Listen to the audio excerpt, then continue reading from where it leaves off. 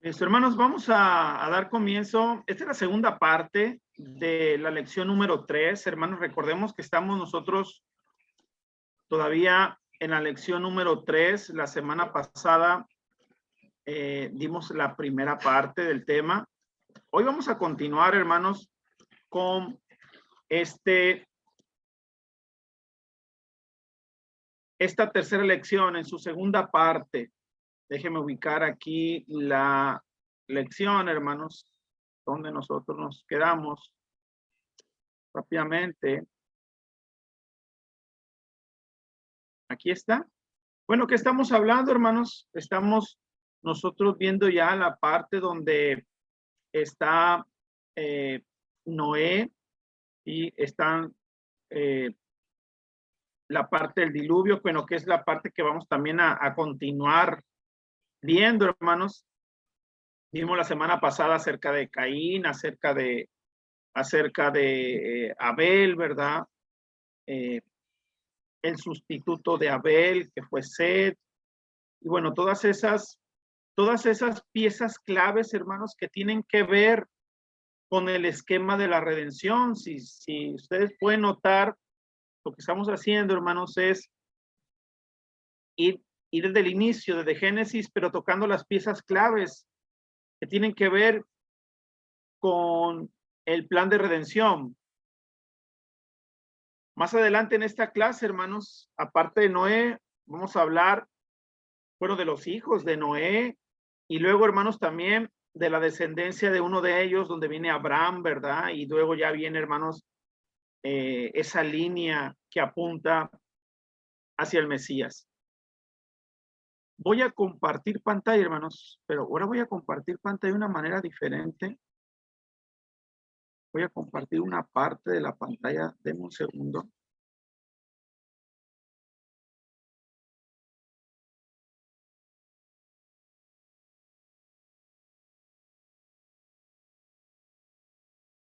A ver, a ver, a ver. A ver si nos sale, hermanos.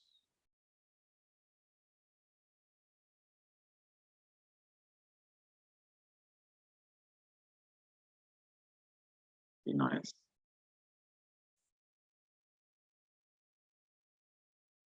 Usted me dice si lo alcanza a ver o si no lo alcanza a ver, ¿sale? Está muy reducido.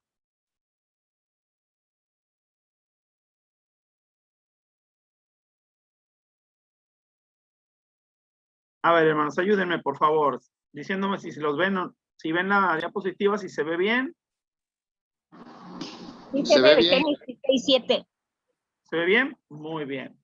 Bueno, hoy no va a haber memoria, hermano, porque, bueno, esto corresponde a la segunda parte de la lección 3 y, bueno, la memoria ya la dimos la semana pasada, así es que hoy vámonos de lleno ya, hermanos, al tema. Miren, nos quedamos en este pasaje, hermanos, Génesis 6, capítulo 6, verso 7, donde dice, y dijo Jehová, raeré sobre la faz de la tierra a los hombres que he creado, desde el hombre hasta la bestia y hasta el reptil y las aves del cielo, pues me arrepiento de haberlos creado. Hermanos, aquí la narración completa del diluvio y su culminación la podemos nosotros leer desde el capítulo 6 hasta el capítulo 9, verso 17, donde ya vemos a Noé ofrecer el sacrificio, ¿verdad? Donde viene también el pacto con Noé, con la humanidad. Y bueno, esa es una narración que toma esos tres capítulos. Hubo, hermanos, también, a ver, déjeme avanzarle aquí.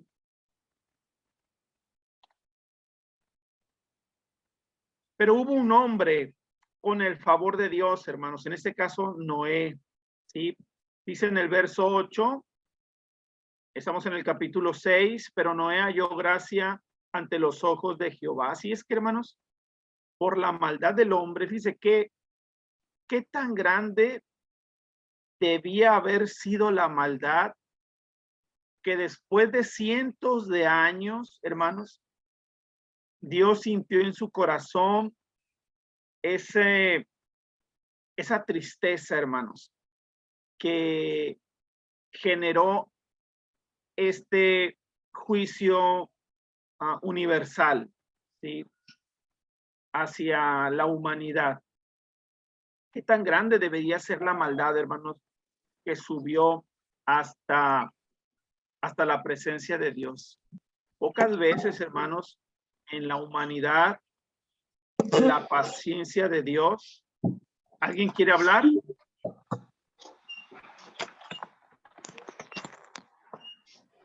A ver. ¿Alguien quiere hablar, hermanos? Ayúdenos ahí con el micro. Gracias. Es decir, hermanos, pocas veces en la humanidad Dios ha hecho un juicio de estos, ¿verdad? Es decir, donde trae destrucción de una manera regional. Así es que, bueno, en este caso fue universal, fue la tierra. Recordemos Sodoma y Gomorra.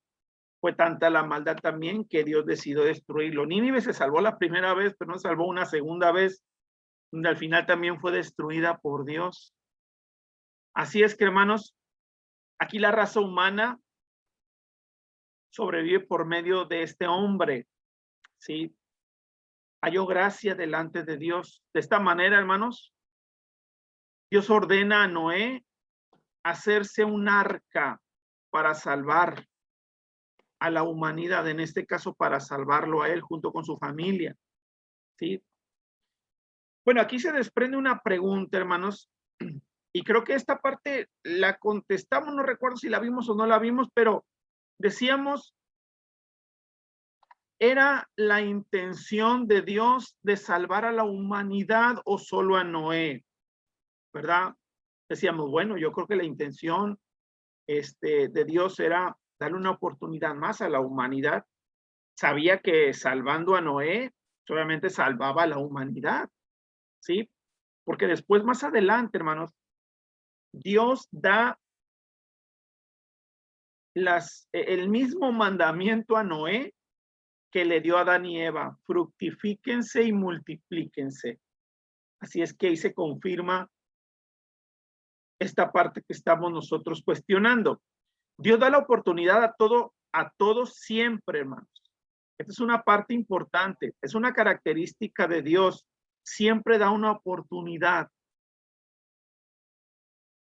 Dios no hace excepción de personas. Así es que otra de sus características, hermanos, es que Él no castiga sin antes dar una advertencia de arrepentimiento, sin hacer la invitación. Lo vemos en el ejemplo del faraón también, hermanos. Lo vemos en el ejemplo de la ciudad de Nínive. Lo vemos muchas veces en el pueblo de Israel.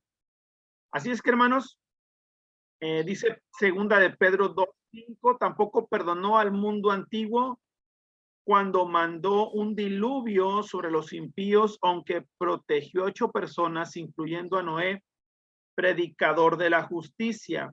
Hermanos, en este versículo, ¿sí?, se habla de Noé, se menciona a Noé y se le llama pregonero de justicia, es decir, dikaizones keruka, es decir, o predicador de justicia, bueno, que está en griego.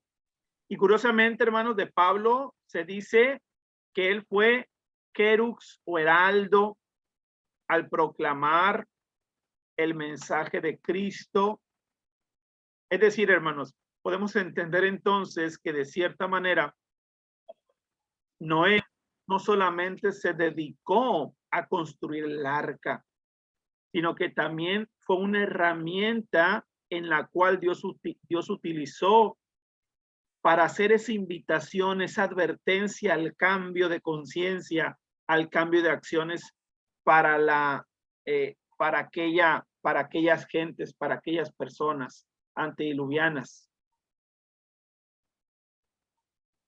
Noé sí predicó el mensaje, hermanos, solo que nadie lo escuchó. Así es que, hermanos, hubo una esperanza para el futuro.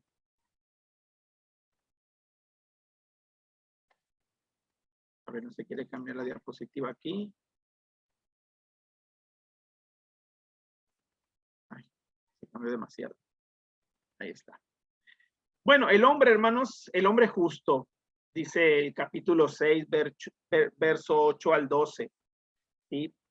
Y el arca de salvación, del verso 13 hasta el 7-9, hermanos, es el medio de contención que Dios ordenó a Noé construir. Y fueron, hermanos, planes, fue un plan específico, fue una ordenanza de construcción específica, ¿verdad? Bueno, eso lo podemos leer en el capítulo 6, madera de gofer, ¿verdad? Cubierto de brea, 300 por 50 por 30 codos, es decir, más o menos 157 metros por 26 metros por 16 metros.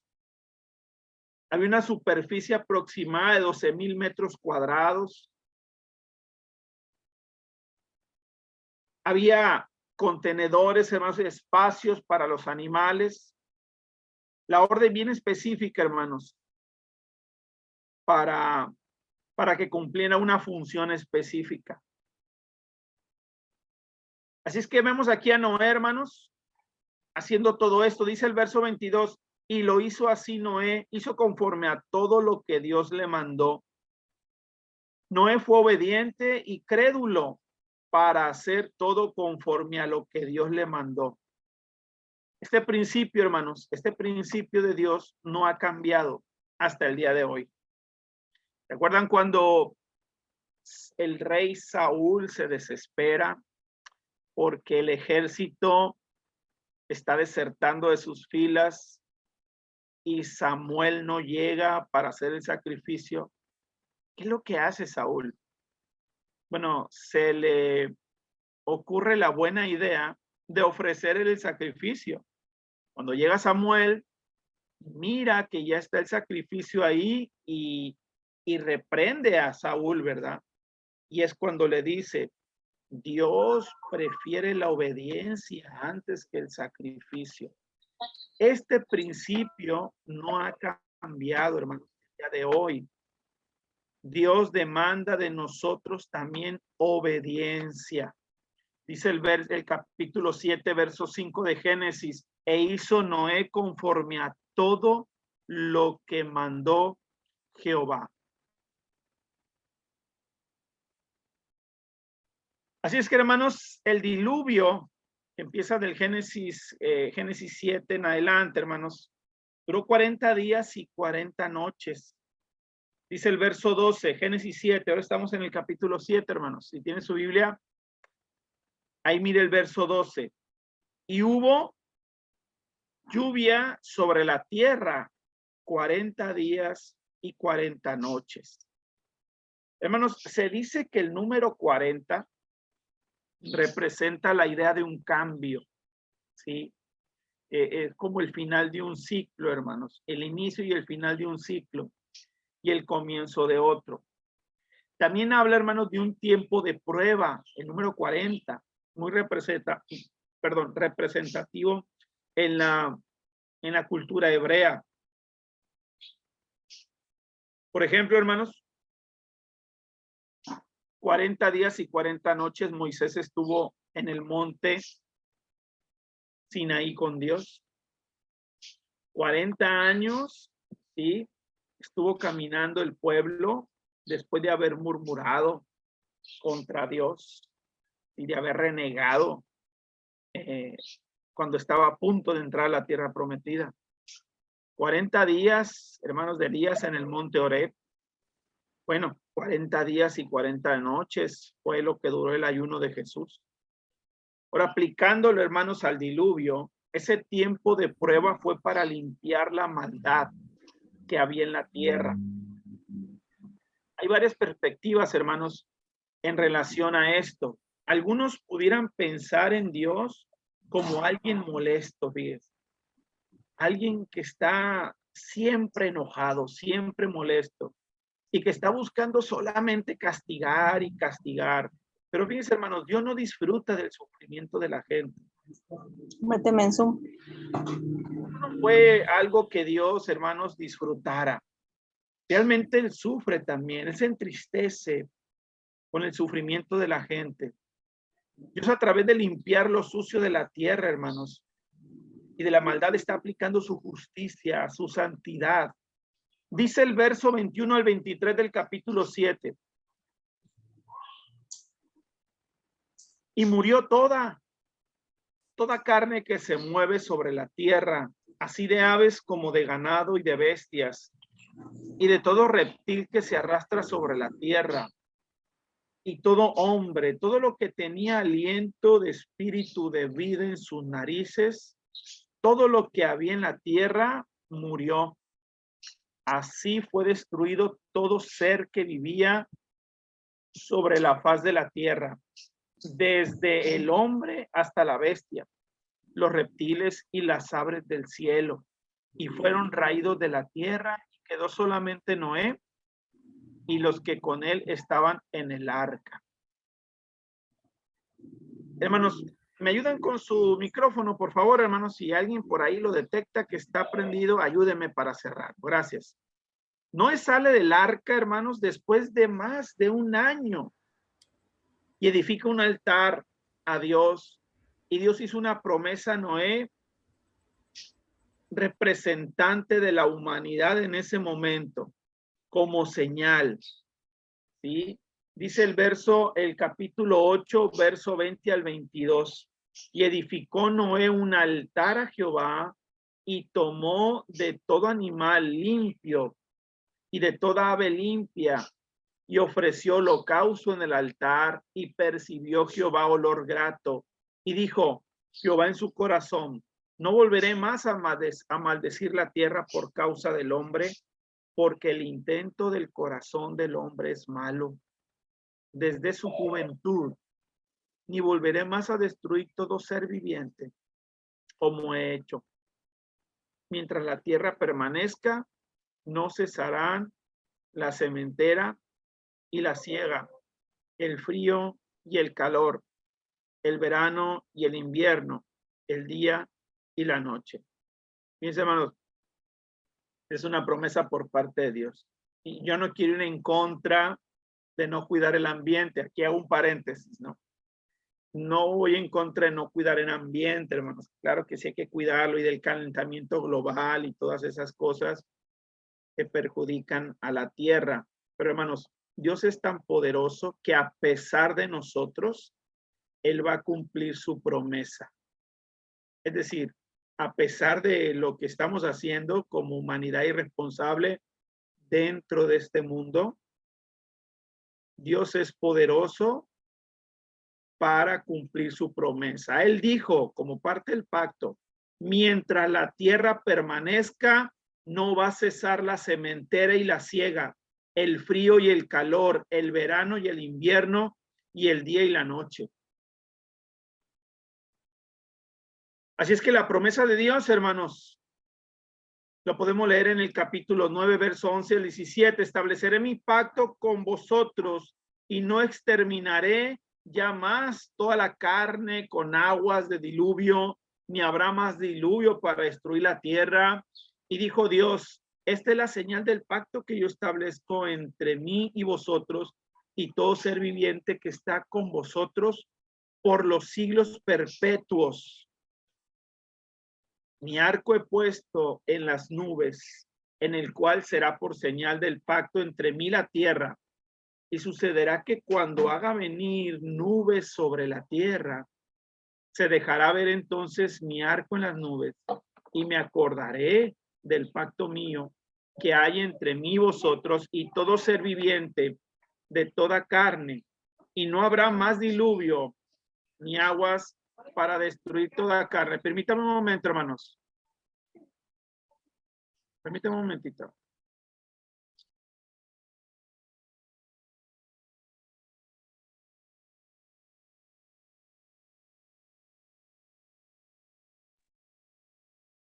Y sucederá que cuando haga venir nubes sobre la tierra, dice, se dejará ver entonces mi arco en las nubes y me acordaré. Verso 16, estará el arco en las nubes y lo veré y me acordaré del pacto perpetuo entre Dios y todo ser viviente, con toda carne que hay sobre la tierra. Y dijo pues Dios a Noé: esta es la señal del pacto que he establecido entre mí y toda carne que está sobre la tierra. Bueno, hermanos, ahí está. Vemos esa gráfica donde está Noé, hermanos, ofreciendo sacrificio. Dice la escritura, olor grato, agradable a Dios fue ese sacrificio, la obediencia de Noé. Y bueno, establece ese arco que hasta el día de hoy permanece, hermanos. Hasta el día de hoy podemos ver ese arco. ¿Qué te viene a la mente cuando ves ese arco en las nubes, hermanos? ¿Te viene a la mente este pasaje, la promesa de Dios? A mí sí, ¿verdad? Nos viene a la mente esa promesa, hermanos. Y bueno, hermanos, después de eso, en el capítulo 9, hermanos, verso 1, fue dado un mandato, ¿verdad? Fue dado un mandato, una serie de mandatos, hermanos, a Noé. Se le dijo fructificad y multiplicaos, lo mismo que Adán y Eva, hermanos. Es decir, iban a reiniciar nuevamente, hermanos, la población. Es el mismo mandamiento que le dio a Adán y a Eva, fructificad. Habla de un buen fruto, hermanos. El fructificar no es lo mismo que multiplicar, ¿sí? Fructificar, hermanos, habla de un buen fruto, es decir, que sean provechosos.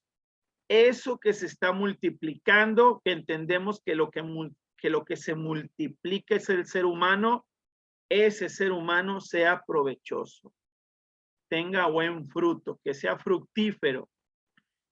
Esto es sinónimo, hermanos, de lo que deseamos para nuestros hijos y nuestras hijas, ¿verdad?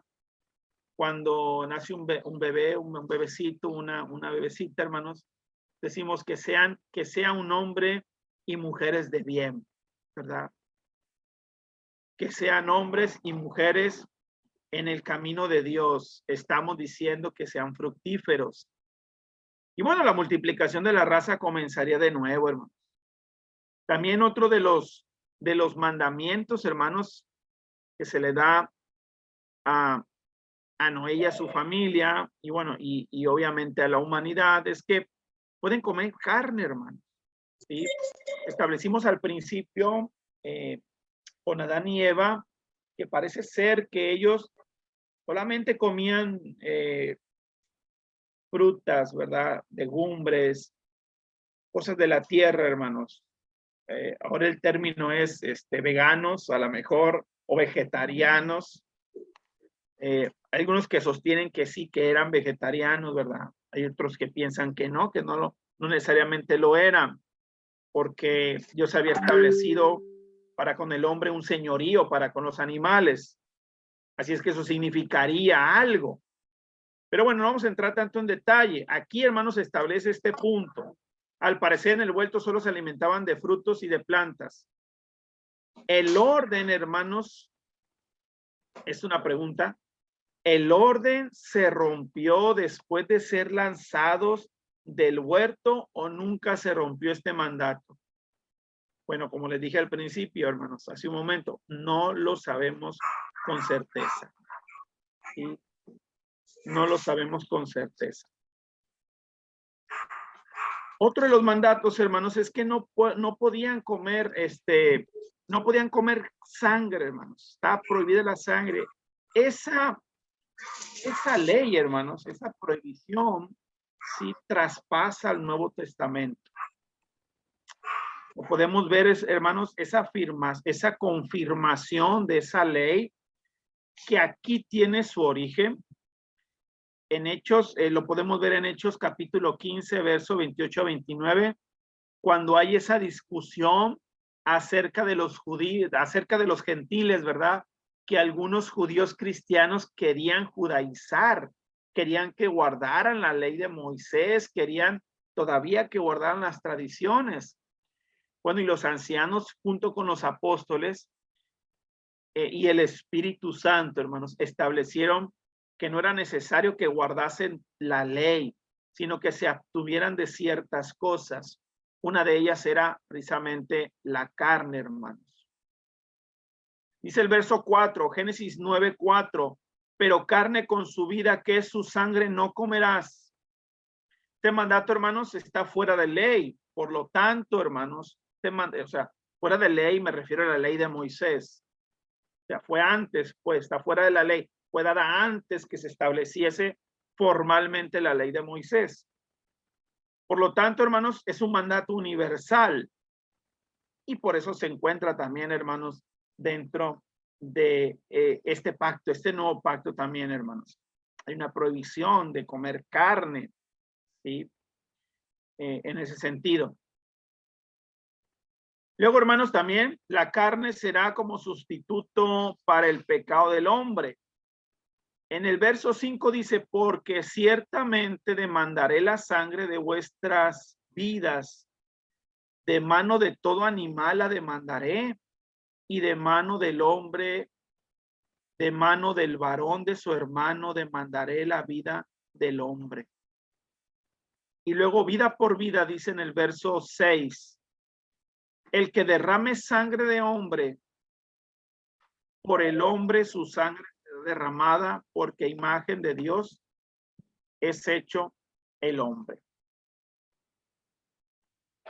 Así es que, hermanos, bueno, después de dar estas instrucciones a Noé, hermanos, y de establecer un pacto con Noé que tiene repercusión también para la humanidad, hermanos, por lo menos en cuanto a la destrucción, al juicio que Dios trajo, que prometió jamás destruir la tierra nuevamente con agua, cuando la destruirá con fuego, pero el elemento cambia, ahí cumple su promesa, será con agua, ahora será con fuego, hermanos, procederá como última, será el último juicio, hermanos, que tendrá la humanidad o esta creación en el cual habitamos. Hermano, luego sucede algo muy raro, ¿verdad? En esta lectura, hermanos, de Génesis.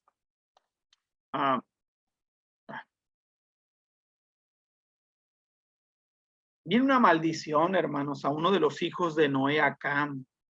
Y es que en el capítulo 9, hermanos, se cuenta un hecho, ¿verdad? Parece un hecho, hermanos, que sucede con Noé y sus hijos. Dice el verso 22 que Cam vio la desnudez de su padre Noé, ¿sí? Y por esa ofensa vino una maldición y por otro lado una gran bendición a los hijos de Sem. Miren, hermanos, hay mucha especulación con este pasaje, ¿sí? Hay quienes lo interpretan como un abuso de uno de los hijos de Noé, es decir, de Cam, hacia su padre. Cuando dice vio la desnudez, algunos piensan que habla de algún abuso, un abuso sexual, ¿verdad? Otros simplemente se limitan a lo que dice la cita porque, bueno, es demasiado escandaloso establecerlo de esa manera, ¿no, hermanos? Yo tampoco lo creo que haya sido así. Más bien, hermanos, que había tanta reverencia por el cuerpo humano en ese sentido, que era una falta gravísima, hermanos, el haber hecho este acto de ver la desnudez de su padre. Así es que dice el verso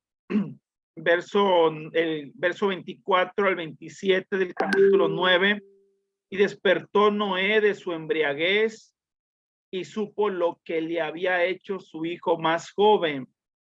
Es decir, hermano, por eso se desprende esta parte, porque y tenemos que ir al hebreo y tenemos que estudiar un poquito más. No es mi intención profundizarlo, lo dejo ahí para que usted investigue también, si desea hacerlo.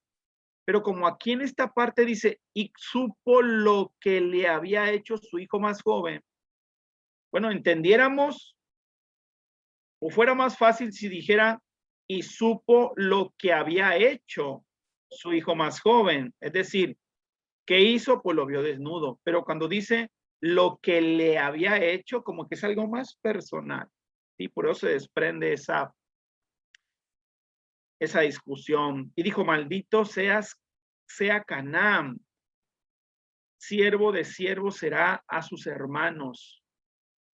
Dijo, más bendito por Jehová mi Dios sea Sem, y sea Canaán su siervo. Engrandezca Dios a Jafet y habite en las tiendas de Sem, y sea Canaán su siervo. Bueno, estamos hablando de la descendencia de Cam, ¿verdad? Cae la maldición en esa descendencia, en esa generación, hermanos. ¿Sí? Cuando entendemos que Dios visita la maldad a la tercera hasta cuarta generación, hermanos, de los que le aborrecen. Bueno, Sam, hermanos, recibe la gran noticia, perdón, la gran bendición. Las personas escogidas por medio de Sem, hermanos, se desprende la bendición. Ahí va otra vez. Las personas escogidas por medio de Sem, se desprende la gran bendición, es decir, la descendencia que va a salvar a la raza humana. Ahora, hermanos, aquí vamos a establecer porque lo que son tipos y antitipos, porque más adelante vamos a encontrar algunos de ellos, ¿sí?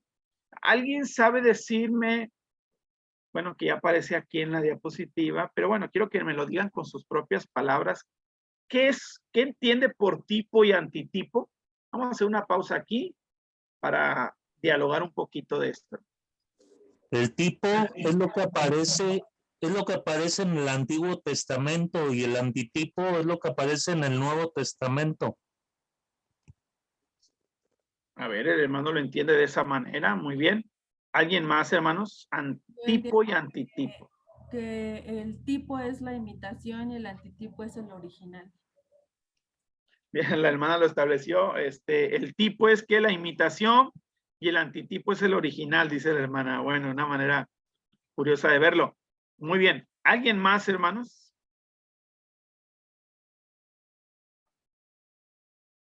Tipo y antitipo. Interesante esa parte, hermano. Si pudiéramos cambiar las palabras tipo y antitipo, ¿qué? El antes y el después. El antes y el después. Hermano, A ver. el tipo es la sombra y el antitipo es la imagen o el cuerpo. También, ¿verdad, hermano? Así es. Es como tener, hermanos, un bosquejo, ¿verdad? Es como tener, hermanos, no sé, algo, un borrador de algo. Sí, ese sería el tipo, es un borrador. Te da una idea de una cierta figura. Alcanzas a distinguir la figura, pero no la alcanzas a comprender al 100% hasta que miras la otra parte, que es el antitipo, lo ves con más definición, lo ves con más claridad, ¿verdad? Ya ese bosquejo ya no lo es tanto, ya tiene más detalle, ya tiene hasta color, ya se presenta una realidad de ese ejemplo. Bueno, entonces en esta parte, hermanos, el antitipo, perdón, el tipo que viene de que viene de tupos, hermanos, que es figura, patrón, ejemplo, ¿sí? De una persona, cosa o evento que prefigura a otra cosa o evento. Y el antitipo, hermanos, antitupos, ¿sí? Es el objeto del tipo, es el cumplimiento del tipo, hermanos, ¿sí? La figura, es decir, lo que corresponde a esto. En este ejemplo, hermanos, vemos que el tipo, hablando del tema que estamos viendo, hermanos, del diluvio de Noé, el tipo es el diluvio. ¿Cuál sería el antitipo del diluvio, hermanos?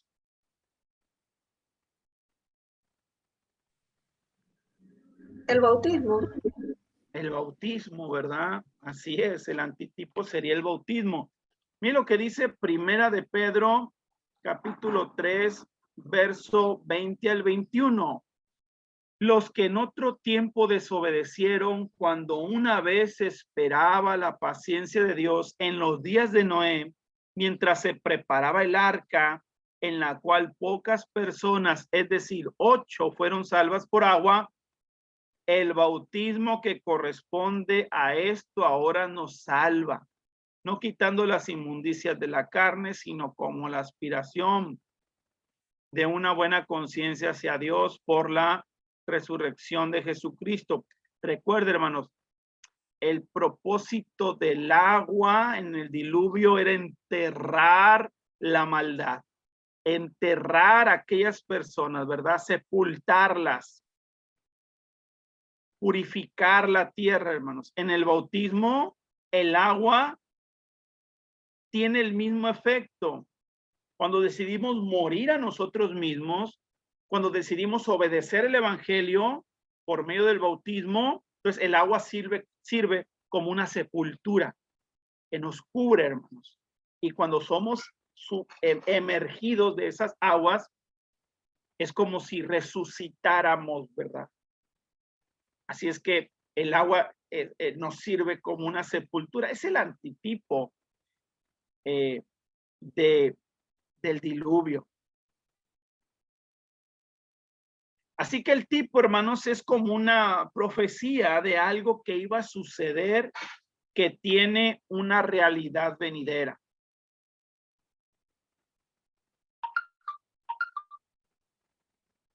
Posteriormente, hermanos, voy a compartir para el resto de la clase, hermanos, bueno, a exponerlo ya sin diapositiva. Un segundito nada más. Muy bien. Después, hermanos, en el capítulo 9, estamos viendo todavía Génesis, verso 28 al 29.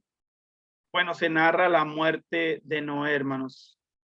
Dice el verso 28, y vivió Noé después del diluvio 350 años. Y fueron todos los días de Noé 950 años y murió. ¿Quiénes fueron los descendientes de Noé, hermanos? En el capítulo 10 lo podemos leer. Bien importante cómo Moisés, hermanos, que es el escritor de este libro, Génesis, direccionado, inspirado, guiado por el Espíritu de Dios, por el Espíritu Santo, establece en el capítulo 10 la descendencia de Noé. Y porque es muy importante entonces de esa manera establecer a dónde va la línea, hermanos, de cada uno de los pueblos, ¿sí? Que se desprendieron de estos hijos de Noé. Voy a pedir, vamos a dar lectura, hermanos, del verso 2 al verso 31, pero déme chancita, a ver, voy a pedir una hermana, a José y Nelly, que me lea Génesis 10 del 2 al 5. Pero me voy a seguir hablando. Voy a pedirle a Michelle que nos lea capítulo 10 del 6 al 20. Y vamos a pedirle, ahí veo una hermana con nombre de Manuel. Bueno, ella va a leer, la hermana que tiene la chamarra café, va a leer Génesis 10 del 21 al 31. Vamos a concentrarnos en la lectura, hermanos. Adelante.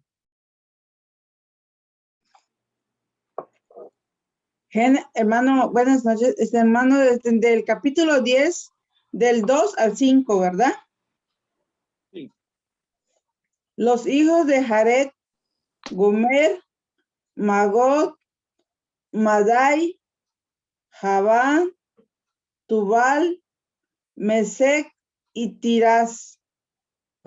Los hijos de Gomer, Askenaz, Rifat y Togarma. Los hijos de Javán, Elisa, Tarsis, Kitim y Donanim. De estos se poblaron las las costas, cada cual según su lengua, conforme a sus familiares en sus naciones.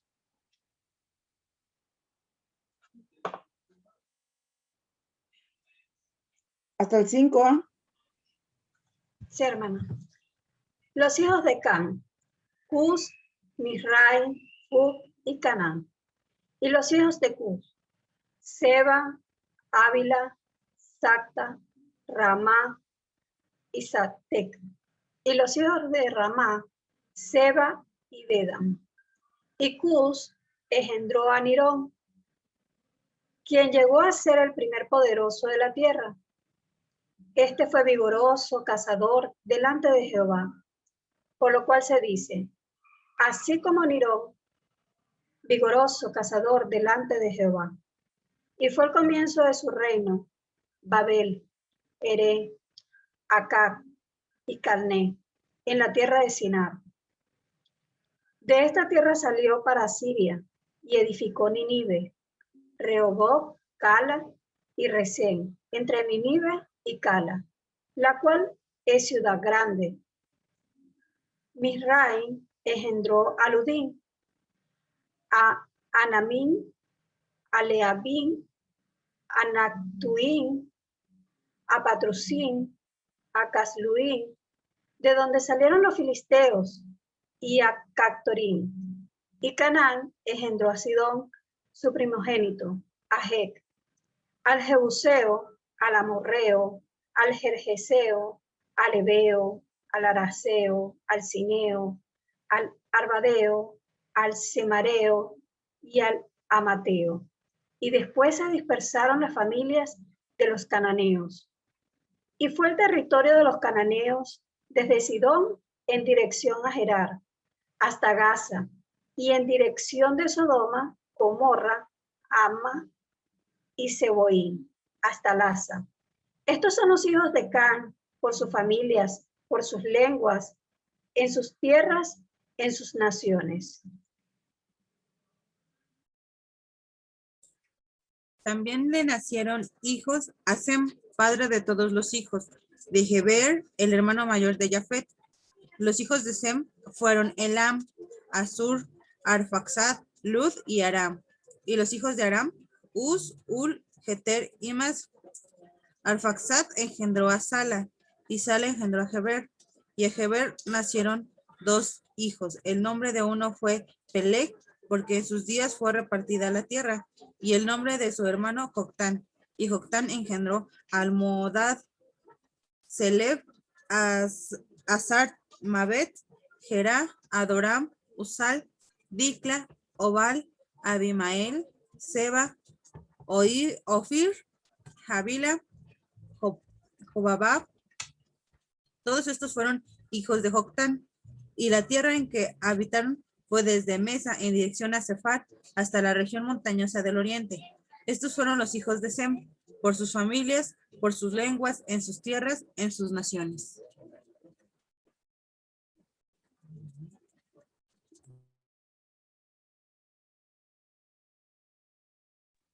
Muy bien, bueno, pues ahí está, hermanos, toda esta narración que habla de la descendencia. Ok. Bueno, entonces, hermanos, vemos que de Jafet, ¿verdad? Viene la descendencia de los arios, de los de Media, hermanos, la gente del norte. De Cam, hermanos, los de Etiopía, los egipcios, los libios, los cananeos, los filisteos. Y de Sem, hermanos, que es la línea, ¿sí? Que nos interesa seguir, ¿sí? Vienen los elamitas, los asirios, los caldeos, los sirios, los hebreos y los árabes, ¿sí? De los hebreos es que Dios escoge a ese pueblo, hermanos, en especial, no porque era el pueblo más poderoso, ni porque era el pueblo más famoso, era un pueblo insignificante, hermanos, era el pueblo más insignificante de todos, pero Dios había prometido algo Hermanos, ya tenía un plan, el cual era precisamente hacer de ese pueblo tan pequeño, débil, llegarlo a elevarlo de tal manera, hermanos, que fuera el pueblo más importante del mundo. Y lo cumplió, hermanos, lo cumplió. Lo cumplió con Salomón. Así es que, Sem, cuando recibe la bendición, bueno, recae en esa parte, hermanos, de su descendencia. Hebreo, hermanos, viene del verbo que quiere decir cruzar, ¿sí? Y ver la región más allá, es decir, cruzar de la región más allá. Y con esto, hermanos, bueno, también viene la Torre de Babel, hermanos, ¿sí? Narrada en Génesis 11, capítulo del 1 al 9, verso del 1 al 9, capítulo 11, verso 1 al 9. Hay una sola lengua, hermanos, se establecieron en la llanura del Sinar, los descendientes de Noé, se hicieron un nombre, comenzaron a edificar una torre y se confundió su lengua, hermanos, por la soberbia. ¿Sí? Bueno, hermanos, y con eso sigue la descendencia, hermanos, en el capítulo 11. Vamos a ver el capítulo 11.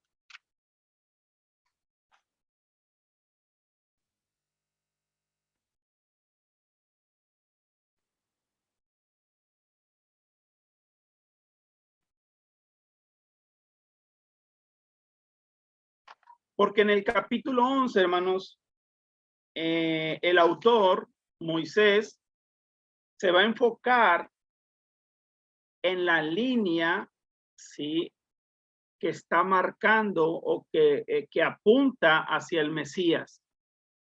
Si se fijan en el capítulo 11, hermanos, vemos el momento de la Torre de Babel, pero luego inmediatamente, hermanos, después de ese evento, Moisés comienza a narrar o a contar los descendientes de Sem, ¿sí?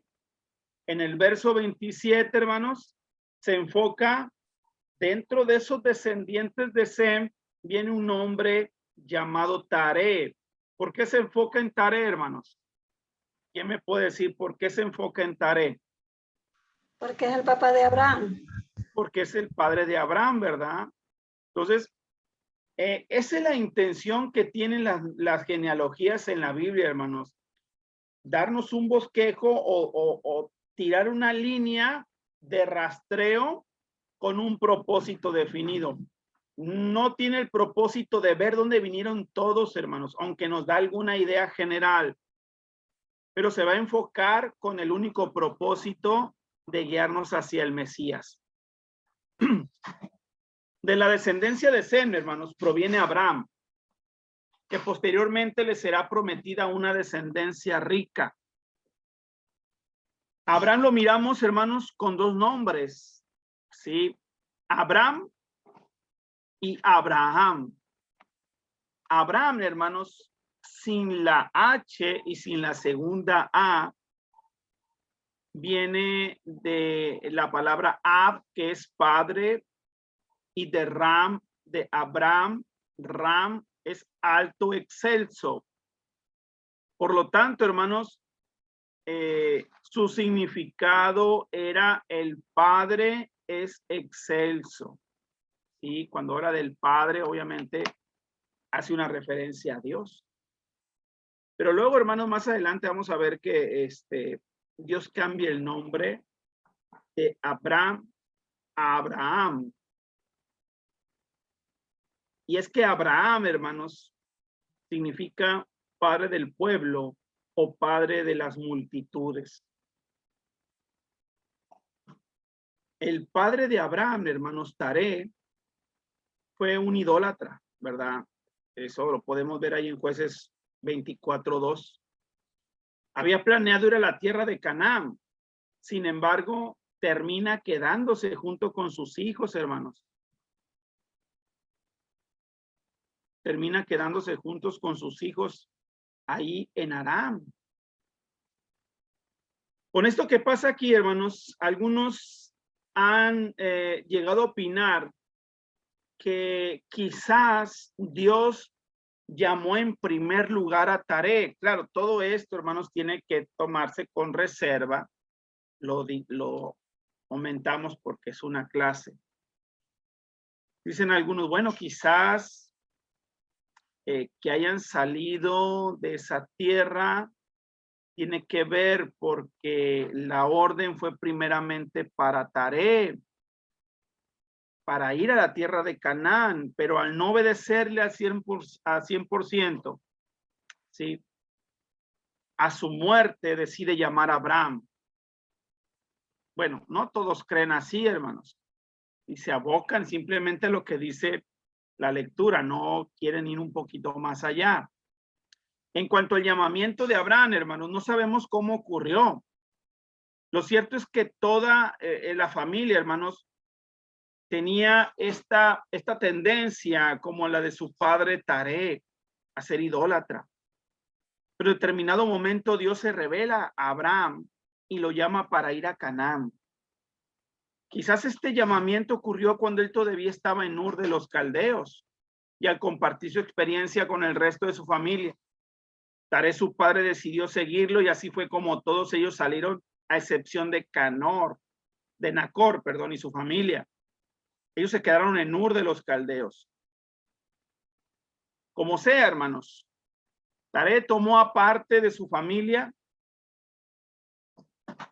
pero no se fue a Canaán, sino se quedó en Aram, una ciudad situada en la Mesopotamia del norte y otro de los centros de la civilización antigua, cuya vida, hermanos, era muy similar a la que se encontraba en Ur y que mantenía una estrecha comunicación de comercio con esta.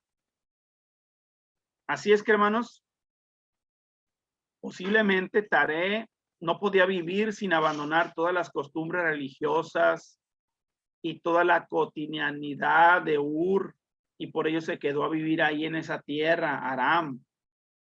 Al final se fue a esta ciudad, hermanos, en donde Taré murió, y fueron los días de Taré, dice la escritura, 205 años, y murió en Aram.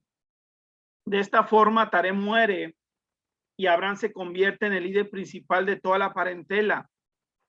Y a partir del siguiente capítulo, hermanos, inicia la segunda parte de este libro que narra la historia del pueblo de Israel, el cual no solo finaliza, hermanos, con el libro de Génesis, sino se va a extender por todo el Antiguo Testamento. Dice el capítulo 12, hermanos. Estamos en el 12 ahora. Estamos en el llamamiento de Abraham.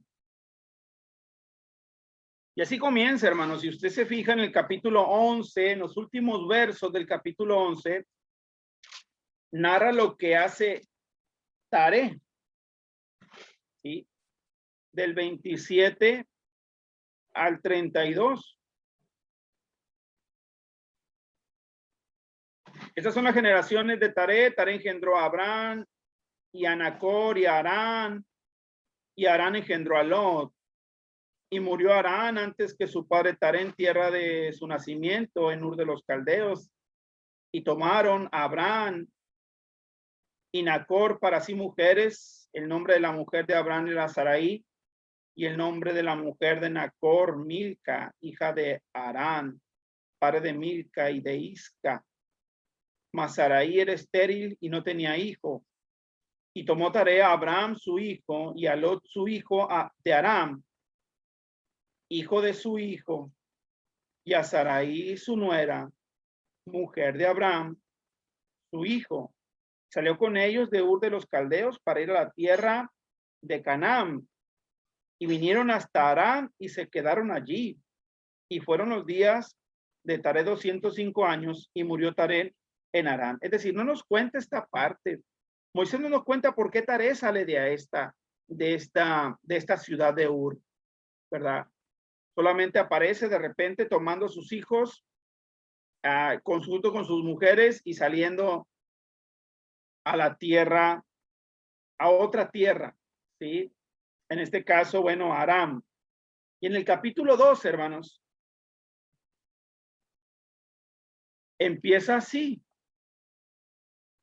En el verso 1, pero Jehová había dicho a Abraham, vete de tu tierra y de tu parentela y de la casa de tu padre a la tierra que te mostraré. Cuando dice, pero Jehová había dicho, bueno, no se especifica si lo había dicho antes o en qué momento lo había dicho o en qué momento hay esta revelación. Pero bueno, hermanos, dice Hechos capítulo 7, 2 al 3, que también narra esta parte. Lo narra Esteban, dice, varones, hermanos y padres, oíd. El Dios de la gloria apareció a nuestro padre Abraham estando en Mesopotamia antes que morase en Aram. Y le dijo, sal de tu tierra y de tu parentela y ven a la casa que yo te mostraré.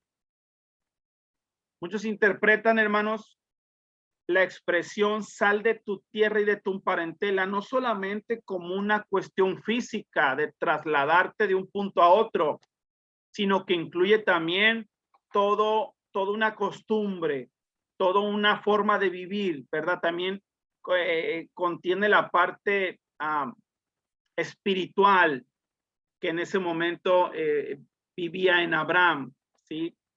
Y es posiblemente que tenga que ver con el tipo de adoración o idolatría que había en el padre de Tarei, que obviamente enseñó a sus hijos. Así es que sal de tu padre, sal de la casa de tu padre y de tu parentela y de la casa de tu padre implica un poquito más que solamente un traslado físico. Dice Hebreos, por la fe Abraham siendo llamado, obedeció para salir al lugar que había de recibir como herencia y salió sin saber a dónde iba. Dice el verso 2 de Génesis 12, y haré de ti una gran nación, una nación grande, y te bendeciré y engrandeceré tu nombre y serás bendición, y bendeciré a los que te bendijeren y a los que te maldijeren maldeciré, y serán benditas en ti toda la tierra, todas las familias de la tierra. Así es que, hermanos, Abraham recibe una gran promesa. Tierra, una gran nación, recibe bendición. Y se fue, hermanos, Abraham, junto con Lot. Dice el verso 4 al 7, y se fue Abraham como Jehová le dijo, y Lot fue con él. Y era Abraham de edad de 75 años cuando salió de Aram. Tomó pues a Abraham a Sarai su mujer, y a Lot, hijo de su hermano, y todos sus bienes que había ganado, y las personas que había adquirido en Aram, y salieron para ir a la tierra de Canaán.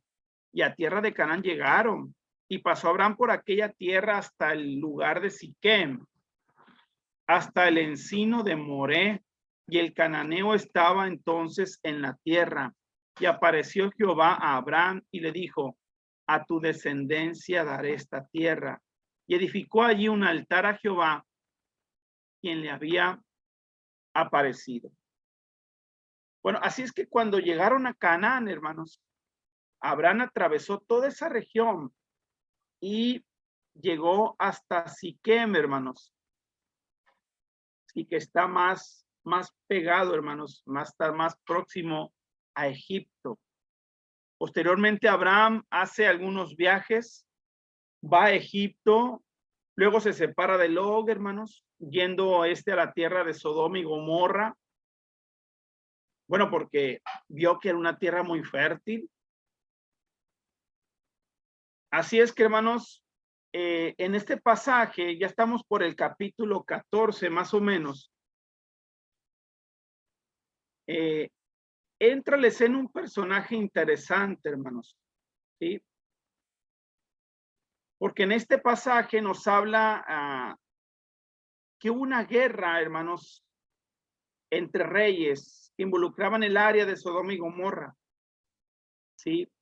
Cuando y Abraham estaba involucrado en esa guerra. Y cuando volvía, hermano, de derrotar a uno de esos reyes, o a esos reyes, principalmente a Kedorlaomer y los que estaban con él, el rey de Sodoma salió a su encuentro, hermanos, en el valle de Sabe, es decir, en el valle del rey. Y Melquisedec, dice la escritura, rey de Salem y sacerdote del Dios Altísimo, tomó pan y vino y lo bendijo. Y le dijo a Abraham, bendito sea Abraham del Dios Altísimo, creador de los cielos y de la tierra, y bendito sea el Dios Altísimo que entregó tus enemigos en tu mano, y le dio a Abraham los diezmos de todo. Este personaje, hermanos, Melquisedec, que bueno, aparece misteriosamente con muchas cualidades, viene a ser, hermanos, ¿un qué? ¿Es un tipo o es un antitipo? Un tipo. ¿Dónde? Un tipo. Antitipo. ¿Es un antitipo? No, es un tipo. Es un tipo, ok. Ahora, ¿de quién? De Jesucristo. Muy bien, muy bien. Ahorita vamos a ver, hermanos, que decir que Melquisedec es el tipo y Cristo es el antitipo es por las características que se presentan en la persona de Melquisedec. Hay algunos que creen que Melquisedec era Jesús, hermanos, que era Cristo, que se hace presente ante Abraham. Yo no creo que Melquisedec, hermanos, fuera Cristo, ¿sí? Yo creo que los escritores aprovecharon las características que había en este personaje de Melquisedec para dotarlo de cualidades que son representativas también en la persona de Jesús. Cuando dice que no tenía genealogía, que no tenía principio ni fin, ¿verdad? Y todas esas cosas, hermanos, que identificamos en Jesús. Bueno, ahorita lo comentamos más adelante. Muchos años después, hermanos, el escritor de la carta a los Hebreos escribió acerca también de Melquisedec. Dice Hebreos 6:20. A ver, vamos a dar participación a nuestra hermana Erlinda que nos lea Hebreos 6:20. Ahí tenemos, hermanos, recuerden, tenemos que tener la Biblia afilada a un lado de nosotros. Cuando se ocupe, damos lectura. Hebreos 6:20.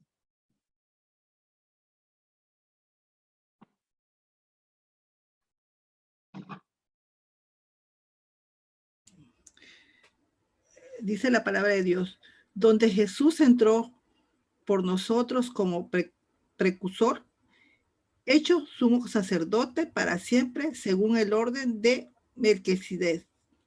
Así es, ¿verdad? Donde Jesús entró por nosotros como precursor, dice, hecho sumo sacerdote para siempre, según el orden de Melquisedec. Y es que cuando habla, hermanos, según el orden, es que en realidad no está siguiendo una línea sacerdotal levítica. Es lo que quiere decir, hermanos, que no está sujeto a la línea sacerdotal levítica establecida tiempo después con Aarón, sino que es una línea, hermanos, que es diferente, o es aparte de la línea levítica. Y es por eso que en esa característica, Cristo es semejante al Melquisedec. En ese sentido, hermanos, en ese sentido.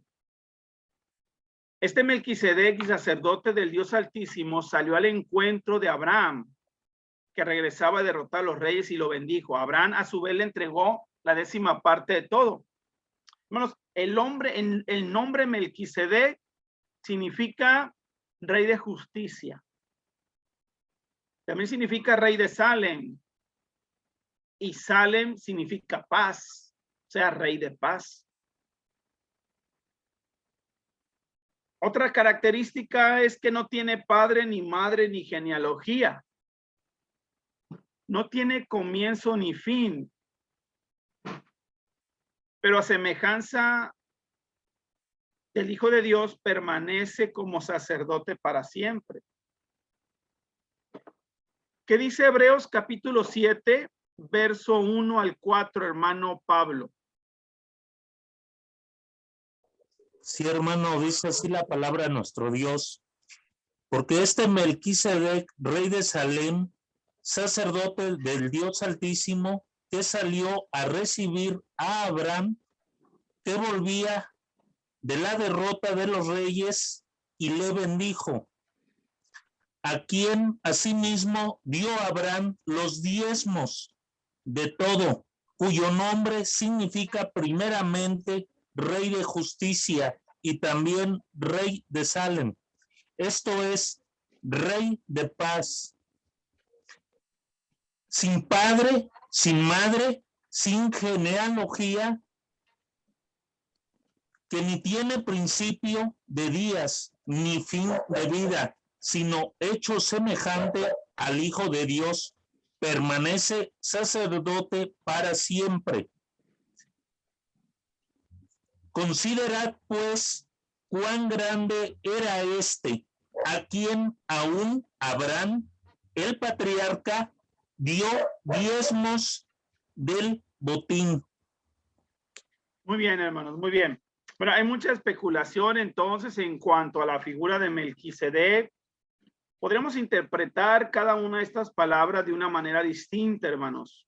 Sí, por ejemplo, cuando dice sin padre ni madre, es que no hay un registro de de quién es su padre o quién es su madre. Cuando habla que no tiene principio ni de días ni fin de vida, es que no está narrada su nacimiento ni está narrada su muerte, hermanos. Bueno, y podríamos justificar todo eso de esta manera, hermanos. Pero bueno, al final de cuentas, hermanos, en este ejemplo, Melquisedec es el tipo y Cristo es el antitipo. Melquisedec es como una profecía, hermanos, de lo que sería Jesucristo más adelante en estas características. ¿Sí? No solamente, hermanos, Melquisedec fue tomado como tipo en el antitipo Jesucristo, hermanos. También otros personajes, incluso Adán, hermanos, también es puesto así. Josué, hermanos, creo que también es tomado como un tipo. Así es que, y no por eso, hermanos, estamos diciendo que Adán era Jesús o Josué era Jesús. Y en este caso, o Melquisedec era Jesús, sino porque hay ciertas características que se aprovechan para explicar las características, en este caso de Jesús. El salmista escribió con respecto a esto, hermanos, ahí en el Salmo 110, dice, tú eres sacerdote para siempre, según el orden de Melquisedec. Hermanos, recuerde que el sacerdocio levítico tenía un inicio y tenía un final, ¿sí? Los sacerdotes servían hasta cierta edad. Bueno, y comenzaba otra generación, hermanos. Aquí no estaba estipulado en este orden, en el orden de Melquisedec, una ley de inicio y final. Así es que en ese sentido es sacerdote para siempre. Pero nada más en esa característica. Porque el Melquisedec es la sombra, como decía un hermano, ¿verdad? Y Cristo es la realidad. Hermanos. Hermano. Sí. Hermano, también en el Salmo 110, el rey David nombra a Melquisedec como también como tipo, ¿no? En donde dice Salmo 110:4, dice, el Señor ha hecho un juramento y no romperá su promesa.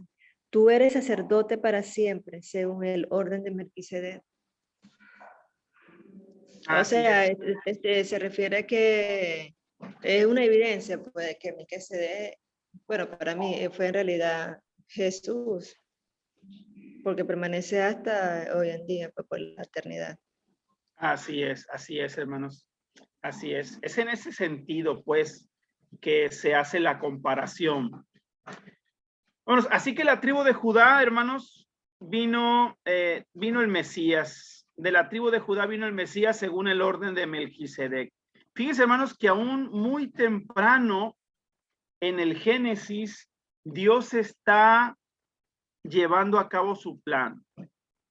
Bueno, y estoy hablando muy temprano porque, bueno, estamos en el capítulo, ¿qué? En el capítulo 14, hermanos. Pero en realidad ya pasaron, hermanos, un poco más de 1900 años desde la creación del mundo. Eso es bastante. Esto nos enseña que Dios siempre está trabajando, hermanos. Es lo que dijo Jesús a los discípulos. Yo siempre he trabajado, mi Padre siempre ha trabajado y yo sigo trabajo desde la creación, para que entendieran que desde el inicio de esta creación. Eso nos enseña, hermanos, que Dios siempre está trabajando, está llevando a cabo su plan de redención. Y para ello, hermanos, Dios, fíjate bien, utiliza personas para cumplir su propósito.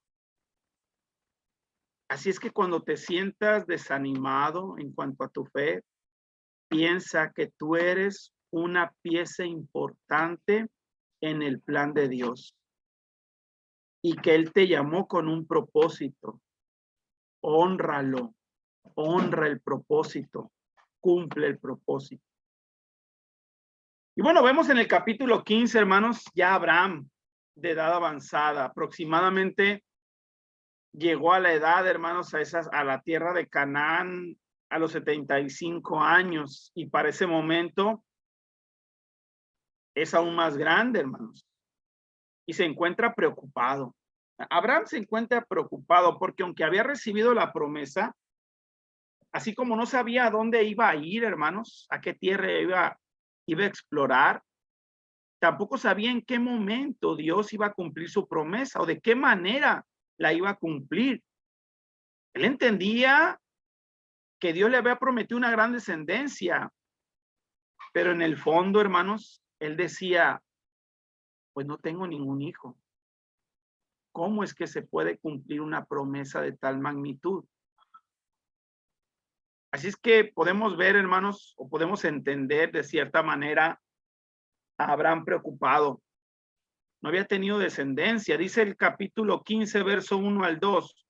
Después de estas cosas vino la palabra de Jehová a Abraham en visión diciendo, no temas, Abraham. Yo soy tu escudo y tu galardón será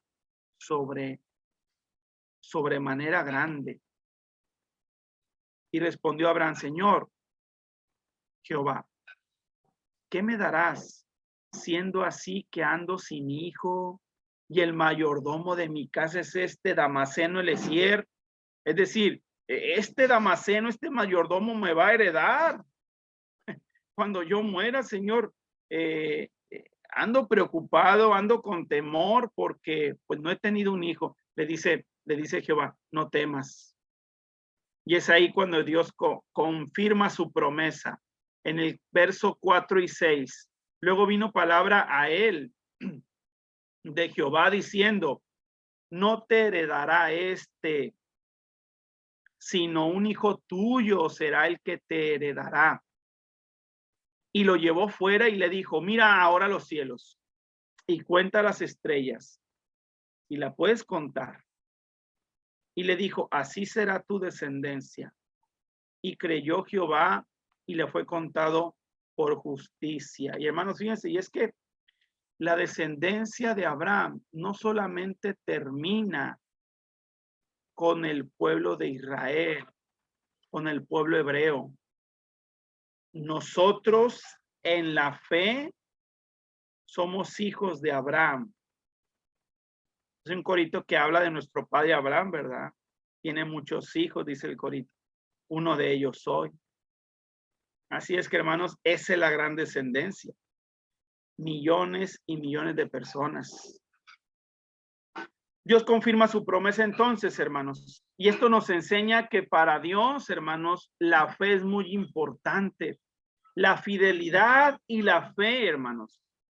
Y aquí en este capítulo Dios le comienza a revelar las cosas que iban a suceder, que su descendencia iba a pasar 400 años en tierra extraña y que la cuarta generación iba a salir, hermanos, y llegarían a la tierra prometida y la habitarían, para enseñarle a Abraham todas estas cosas que iban a suceder, hermanos. Dios le dice que traiga algunos animales y los parta. Y luego, hermanos, la presencia de Dios iba a pasar, ¿verdad?, entre las piezas de esos animalitos para confirmar el pacto que establecía con Abraham. Dios le dice a Abraham, estas cosas van a suceder. Pero ¿qué pasa, hermanos? A lo mejor en ese momento Abraham se sentía reconfortado, se sentía más seguro, su fe más afianzada, su esperanza, hermanos, reconfortada, tranquila. Pero aparece la escena Sarai en el capítulo 16, hermanos. ¿Cuál es la idea que se le ocurre a Sarai? Que Abraham se llegara a Agar, la esclava que le habían dado en Egipto. Así es. Al parecer, hermanos, al parecer, y después de haber hablado Dios con Abraham, aún sigue un poco preocupado, ¿verdad? Y Sarai le quiere ayudar a Dios, hermanos. En el capítulo 16 de Génesis leemos que Sarai, hermanos, le da a su sierva Agar a Abraham. En ese momento tiene él ya 86 años. Físicamente, hermanos, pudieron haber pensado que no tendrían más hijos. Es decir, bueno, no tuvieron nunca antes de Isaac. Pero pensaron, bueno, ya somos grandes. Pueden haber pensado muchas cosas y especular, pero a lo mejor esta es la manera en que Dios va a cumplir su promesa. Físicamente pudieron pensar que no tendrían hijos propios. Es decir, ya somos grandes, yo soy estéril y grande de edad. Entonces, no hay otra opción. ¿Qué crees que le habría sucedido a Sarai, hermanos? Yo creo que Sarai no desconocía lo que Abraham había estado platicando con Dios. ¿O usted qué piensa? ¿Qué le habrá sucedido a Sarai? ¿Qué piensa de su proceder? Y más aún, ¿qué pasó con Abraham? Él fue el que habló directamente con Dios. ¿Por qué accedió a la petición de Sarai? A ver, hermano, los escucho. La verdad, hermano, Sarai cometió un error al meterse a ayudar a nuestro Dios, porque después, ya cuando Agar resultó embarazada, dice Sarai que ella era buleada, ¿no? Entonces, algo así como que tuvieron una discusión con Abraham y luego ya fue que tuvo la capacidad de Sarai de poder actuar en contra de Agar, pero ella misma provocó esa situación. Y se hubiera evitado si se hubiera esperado a los términos que nuestro Dios había establecido para la llegada de Isaac. Es lo que podría yo aportar. Así es, hermanos. Así es. Sí, yo creo también, hermano, lo mismo, que Sarai se desesperó e influyó también en su esposo, hermanos, en esa desesperación. Estoy seguro que en su momento ellos pensaron que era lo correcto, pero ¿cuántas veces nos hemos equivocado, hermanos, pensando que es lo correcto y hacemos a un lado, ¿verdad?, las promesas de Dios o la palabra de Dios, hermanos, y queremos que se cumplan las cosas con nuestro ingenio, con nuestra habilidad, con nuestra audacia, ¿verdad? Y muchas veces, hermanos, terminamos cometiendo errores. Así es que, hermanos, más adelante, Dios va a desechar a Ismael. Ismael fue el nombre del primer hijo de Abraham con la esclava de Agar. Bueno, nada más tuvo ese hijo con la esclava, ¿sí? Pero en el verso 19 del capítulo 17 dice así: ciertamente Sara, tu mujer, te dará a luz un hijo y llamará su nombre Isaac, y confirmaré mi pacto con él como pacto perpetuo para sus descendientes después de él. Así es que, hermanos, Dios le da otro nombre. Dios les da otro nombre y la circuncisión, hermanos, en el capítulo 17. De Ismael, hermanos, proviene el pueblo árabe. Sí, árabe. Y hasta ahorita ellos siguen pensando que la promesa de la tierra era para Ismael, no para Isaac, ¿verdad? Y claro, los descendientes de Isaac dicen, no, bueno, la promesa fue para Isaac, no fue para Ismael. Y bueno, hermanos, esta es la parte donde nos vamos a quedar esta noche. Ya nos consumió bastante tiempo. Pero, hermanos, la próxima semana vamos a ver, ¿verdad?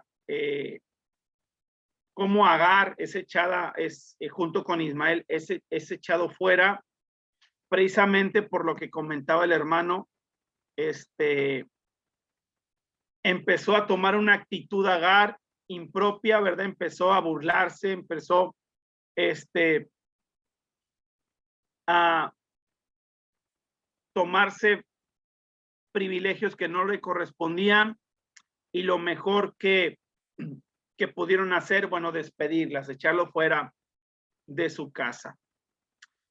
Vamos a ver también el nacimiento de Isaac, hermanos, y seguimos, ¿verdad? Estudiando, viendo la línea del Mesías en estos personajes. Hermanos, ¿algún comentario que quieran hacer antes de terminar?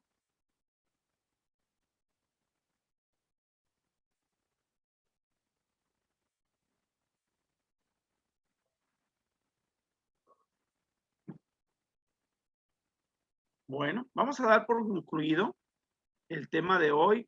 Gracias por su atención. Dios les bendiga.